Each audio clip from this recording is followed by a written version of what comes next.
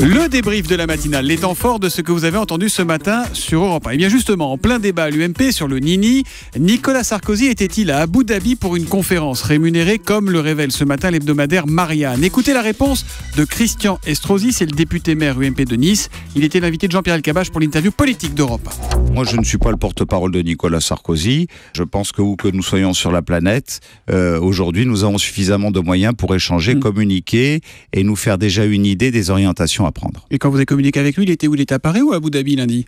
Mais moi, je ne le sais pas. Vous me demandez ça, moi, demandez ça à ses porte-paroles, à lui-même. Christian Estrosi est un homme libre. Oui, et Alexandre Carra, lui, est un homme informé, notre éditorialiste politique, qui nous confirme ce matin que Nicolas Sarkozy était bien à Abu Dhabi. On y revient tout à l'heure dans le journal de 9h sur Europe 1. Un nouveau scandale au 36 quai des Orfèvres, la police judiciaire parisienne. Que se passe-t-il là-bas? Les tentations sont-elles trop grandes pour les policiers? Écoutez ce qu'en pense Martine Monteil, c'est l'ancienne directrice centrale de la police judiciaire. Elle était mon invitée pour la question qui fâche de 7h15. Bien sûr qu'il y a des tentations, c'est-à-dire que quand vous vous connaissez, des liens un peu d'amitié, etc., peuvent évidemment inciter à avoir évidemment un dialogue, l'autre vous questionne. Quand il y a une grande confiance, on peut très bien dire oui, bon voilà, ça va se passer, on va intervenir, mais pour le moment, vous ne le dites pas ou tu le dis pas, parce qu'il y a des grands liens. Et c'est vrai que d'ailleurs, en général, quand on a affaire à des gens loyaux en face de vous, et il y en a, heureusement, les choses peuvent bien se passer. Voilà, le patron de la PJ parisienne qui a donc passé la nuit en garde à vue. Roulerons-nous tous propres demain? C'est une des questions que vous avez posées à Benoît Hartmann, le porte-parole de l'association France Nature Environnement. C'est à la suite des mesures annoncées par le gouvernement. Écoutez sa réponse, c'était à 6h45 dans Europe 1 vous répond. Il ne faut pas laisser penser aux Français qu'on va pouvoir remplacer toutes les voitures thermiques par des voitures électriques. On ne va pas mettre une centrale nucléaire à chaque coin de rue, c'est pas possible. Il faut penser qu'actuellement, la façon dont on produit cette électricité en France n'est pas propre.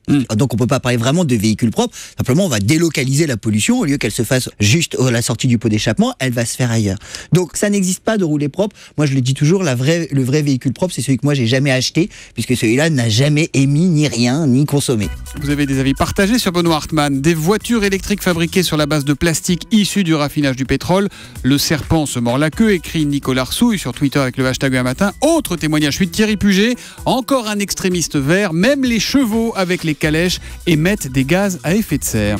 Noémia Grohan a été victime de harcèlement à l'école pendant des années. Pourquoi les élèves victimes de violences verbales ou physiques ont-ils autant de mal à en parler? Écoutez son témoignage. Elle était mon invitée à 7h45 pour l'interview Vérité d'Europe.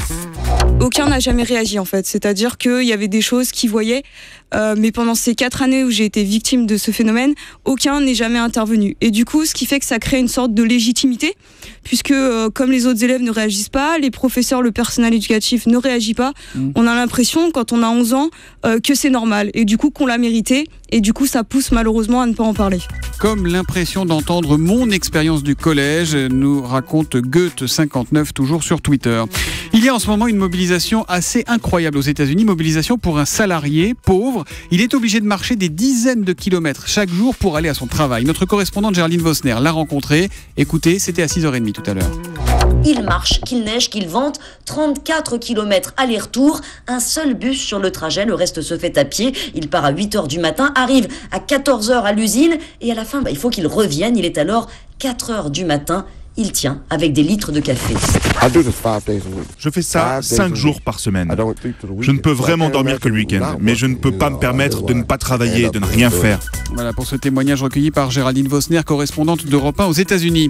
Et puis François Hollande tiendra en fin de matinée à 11h sa conférence de presse face à de très nombreux journalistes. Ça va se passer à l'Élysée. Et on a une question de Florent sur Europe1.fr qui demande si les journalistes peuvent vraiment poser toutes les questions qu'ils souhaitent. Est-ce qu'il y a de la censure? Eh bien, je me tourne vers Caroline Roux qui sera à l'Élysée tout à l'heure. Est-ce que votre parole et vos questions sont libres, Caroline? Les questions sont totalement libres. Les journalistes ne font pas circuler une liste de questions aux conseillers presse de l'Élysée. Ça ne se passe pas comme ça. La chose qui est un peu organisée, c'est vrai, ce sont les prises de parole des grands médias. Il est vrai que les conseillers en communication du président de la République font tourner un micro et qu'en général, dans les premières questions en tout cas, ce sont les grands médias nationaux qui sont privilégiés. Mais c'est la seule chose qui est organisée. Tout le reste, c'est libre, mais évidemment, évidemment, tout le monde n'a pas le temps de poser des questions. C'est ça qui peut donner une impression un peu bizarre de temps en temps. Caroline Roux qui nous fera vivre sur Europe 1, évidemment, cette conférence de presse de François Hollande, la 5e depuis le début de son quinquennat. Ça commence à 11h. Si vous voulez réagir à la matinale, Twitter avec le hashtag un matin, europe1.fr ou évidemment le 3921, le standard d'Europe 1.